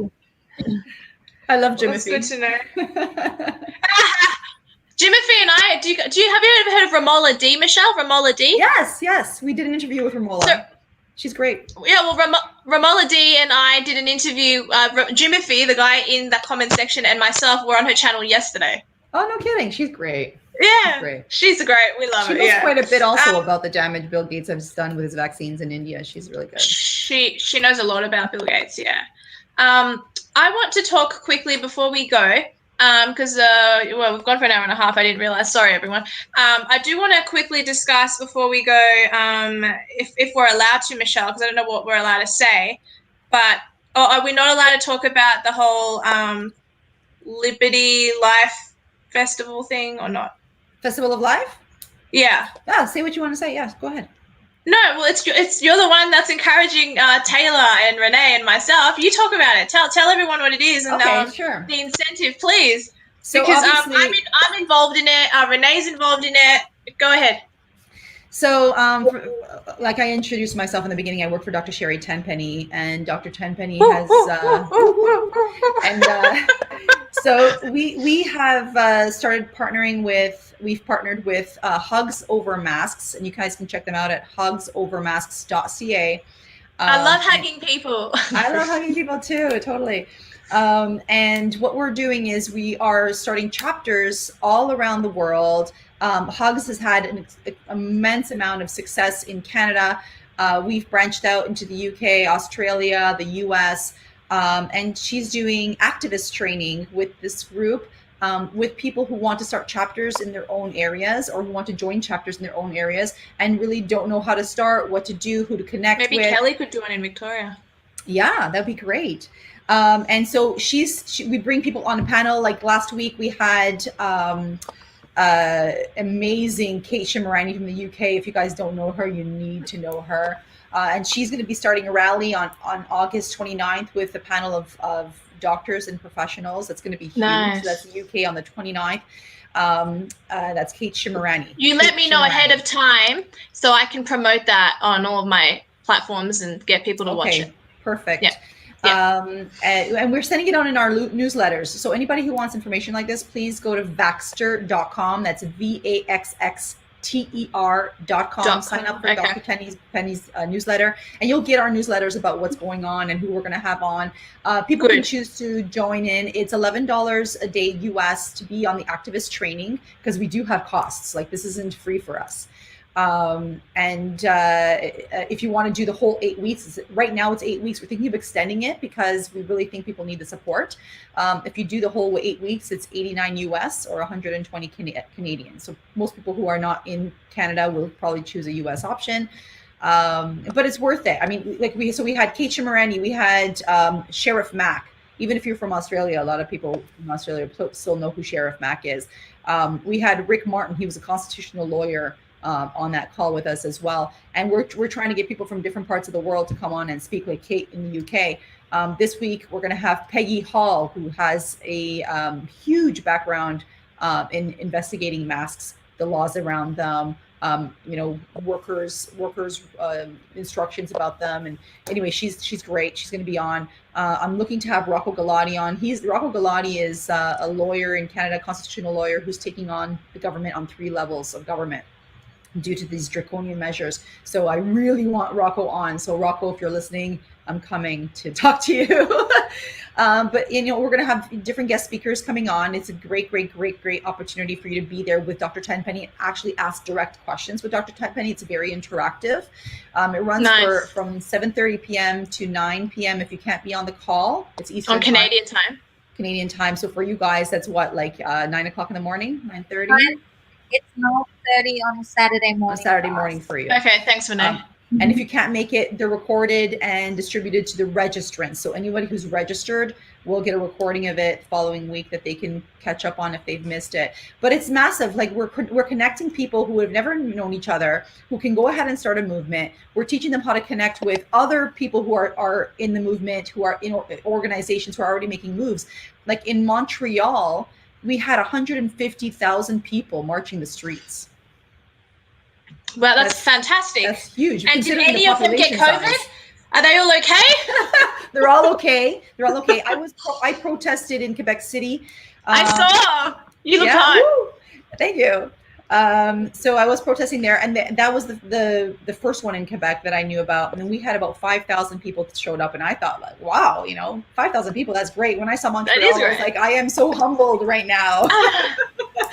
So it's going to get you a stepping stone to go further. We can't do all the homework for you. We're going to tell you what you need to do, and then you have to do some homework yourself, connect with the people that, you know, are in that same area and do something. Get with other organizations, make something happen. Guys, we only need 10% of us to stand up and say absolutely no for this to be over. You can't cower. I think I told you, Michelle, that eventually I'm going to have a very special person on my channel who is suing the entire nation for how they're treating this whole COVID-19 situation. I don't want to name the person because I don't want anyone else to take that person. You should let me know who that is because I can get them on our panel. I'll take them on for all the Australians. I did. I texted it to you ages ago, but I'll retext her name to you. But she's amazing. She's working with another fantastic intellectual mastermind in this country who has been on my channel. And yeah, so I'm just, I normally I would show off and be like, this is the person, but I don't want anyone to take the scoop. So I'm not going to say the person's name, but I'll tell you off camera for sure. But yeah, so that's a person who's trying to sue the entire country. And so regarding this festival, what's it called? Festival of Life. So what we do is Festival of Life. We encourage people in their chapters to have a Festival of Life on a weekly basis in a public place. And what that basically means is that you would get together. It's a get together. It's peaceful. You wear your hugs over masks shirts. You have your signs, but it's very peaceful. It's a peaceful civil disobedience. It's a peaceful gathering.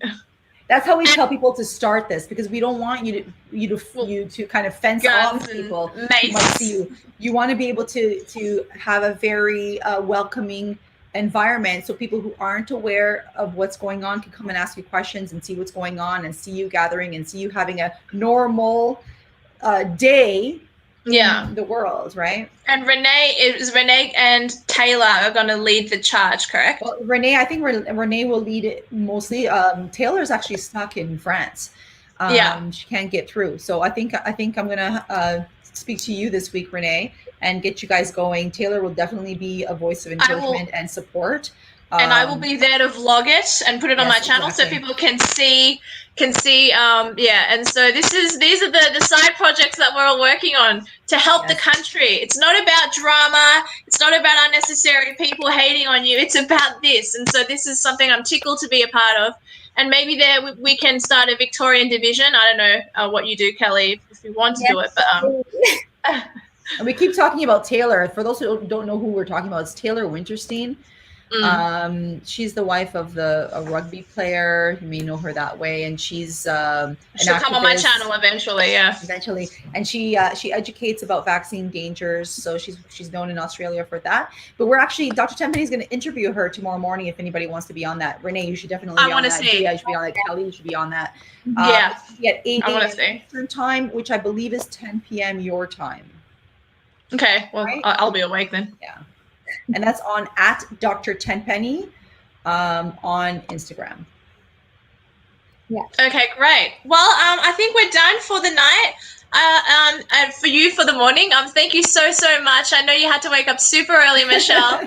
I really appreciate you coming on. No problem. I have something here that I'd love to share with you guys. I don't know if you can post it to your followers. This is something to do with what Kelly had said earlier. If you send it to me on Telegram, I can share it. Can you share it? I think it'd be great. If you send it to me right now, then yes. Yes? You can share it with everybody? Yeah. Okay, hold on. I can if you send it to me, yeah. This is really cool. You can email it or you can send it through Telegram. All right, so let me send this to you. This is Renee, one of my favorites. Your curls. Yeah. She's so cute. Right now. You look like Curly Sue. I'm going to read this really, really quick, and I'm going to ask you to put it up, okay? All right. This is going back to something that Kelly said.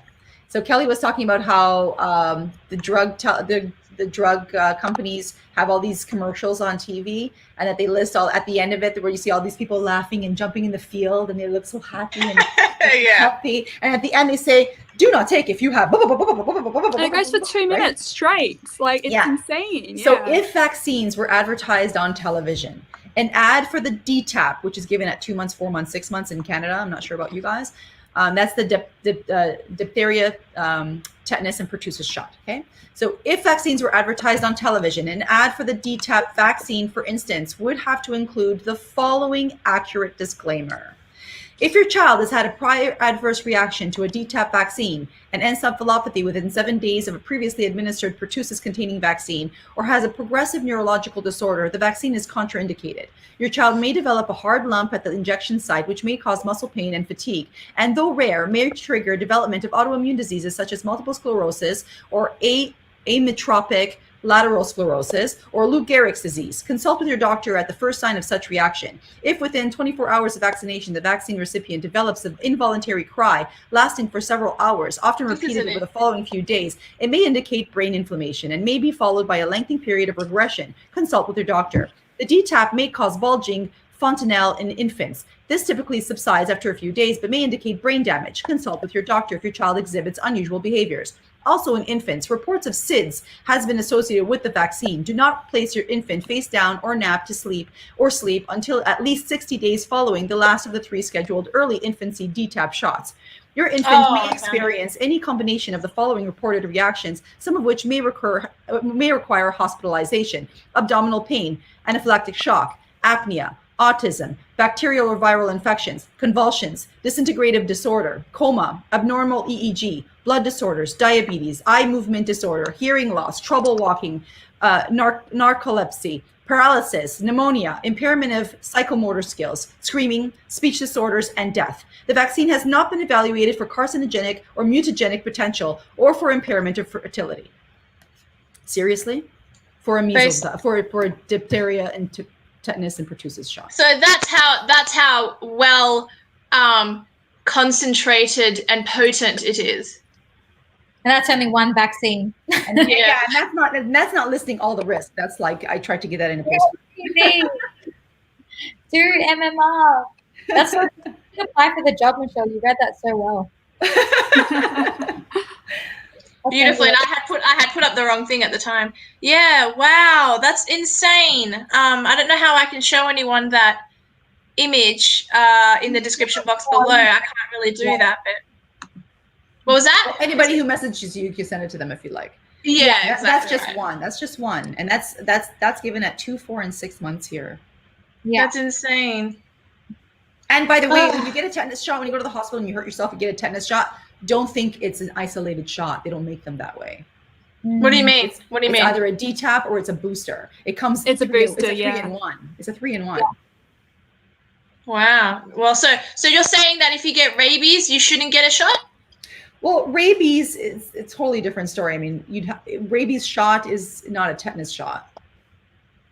Oh, right? Sorry. Rabies, that's true. I don't know why I said that. Yeah. You know, a rabies shot is like, you probably might die. I mean, so rabies is the only one that you and Dr. Sherri Tenpenny would approve of, perhaps?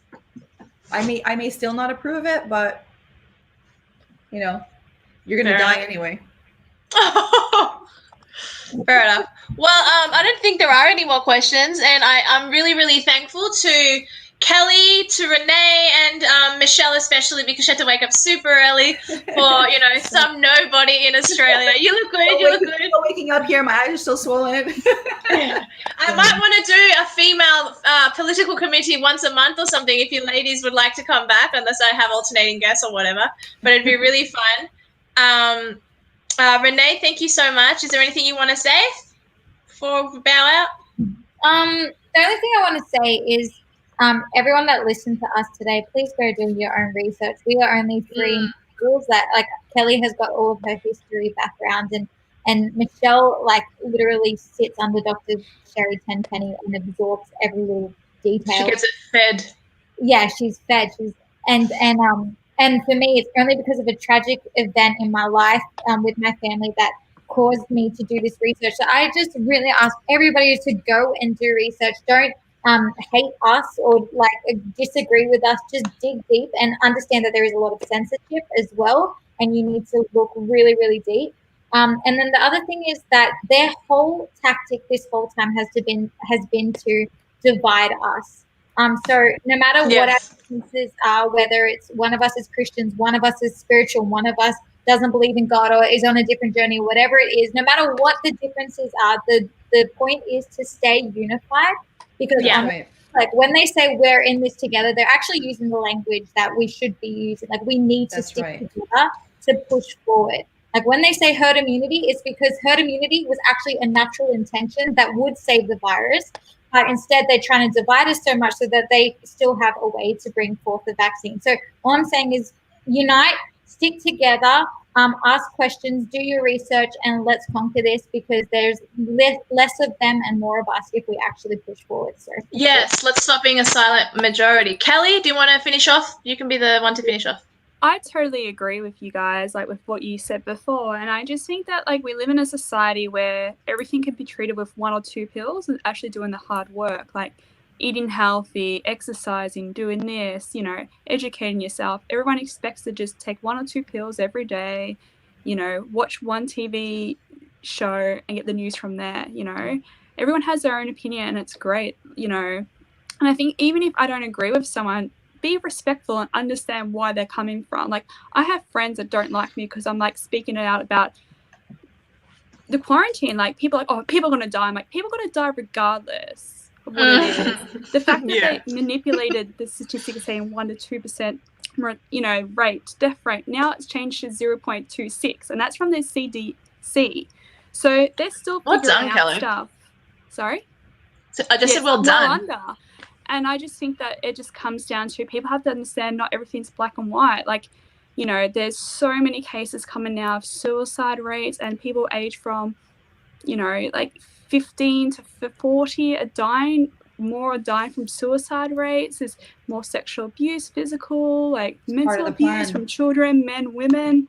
There's more like alcohol abuse. That even had studies now, like predictions of, you know, TB is a curable disease. There's 1.5 people still die to this day every year. They expect it because people are not getting treatment, or, you know, from stress from the quarantine and stuff, or other things that they're predicting is going to be another 1.5 million people going to die this year as well. So they're, you know, expecting 3 million people dying from TB this year. You know, they've actually had a lower death rate in general, like lower amount of deaths this year than any other year. That's crazy. But we're not allowed to know that. Yeah. You know, what did people do last year? What did they do last year? Were you wearing a mask? Were you quarantining because you didn't catch TB? I was wearing a mask. I was at work. Dental at work, right? At work. No, it's just ridiculous. The quarantine is ridiculous. It just and it's showing that side of human nature. It's showing that, like, when you take one thing, it escalates in all these other ways, you know? And it's really sad. People just need to understand that the government is not looking for your best interests. They didn't do this to protect your health. If they did, they would cut out all the junk food restaurants. They would cut out smoking. They would stop abortions. They would take away half the medication you're on. It's not about public health. It never has been. It's crazy. Okay, everyone, thank you so much. Next week, my guest will be a Catholic apostolic priest. So get ready for interesting. Yeah, well, can you challenge him on his faith? Yes, that's exactly what I'm going to do, because I come from the Catholic Church and I'm not anymore. So that'll be an interesting show, everyone. But I'm not mean to him and he's not mean to me. I'm not mean. No, of course not. It would just be interesting to hear what he thinks about what is your faith in the people? What is your faith in the way God made us, in our immune systems? What is your faith? Where is it? Wake up early enough and watch me, Michelle. Maybe I'll watch the recording. Somebody was asking for more information. Dia, can you put it up? Yes, she was. To help them. Can you send me all the links you want me to put up in the description box below, and I will do that. Kelly, if you want me to do something in that regard, and Renee, if you want me to do something for the people to be aware of what's going on, I will put all that through if you guys all send it to me. And Renee, I'm assuming, Michelle, you're going to let Renee know when all of this stuff's happening with the government overreach. And I'll be there to help to join in. Say one more thing, Dia. Go ahead. The Hugs of a Mask thing that we're doing on Saturday morning at 9:30 a.m. is, if you're interested to join, you should really join, because it is a really good way to just be gathered with a whole bunch of different people over the world that are feeling the exact same way that you're feeling right now. That there is some sort of organized agenda behind this. And it's a good thing to not be isolated and actually have a discussion. So it's not too late to join. If you want to join Hugs Over Mask, get on that, and we'll put the link out because it's really, really good to like. What do you mean it's starting? It's starting this Sunday? Is it Saturday? It's already started. We're 2 weeks in. But you're talking about the course. The course, and first it's every Saturday morning at 9:30 a.m. and it's so good to have a discussion and to listen to a whole bunch of different experts and just actually feel that you're not alone in this season, because it feels very, very lonely for people, and it feels like we can't even have our own gut intention or speak up what we're actually feeling.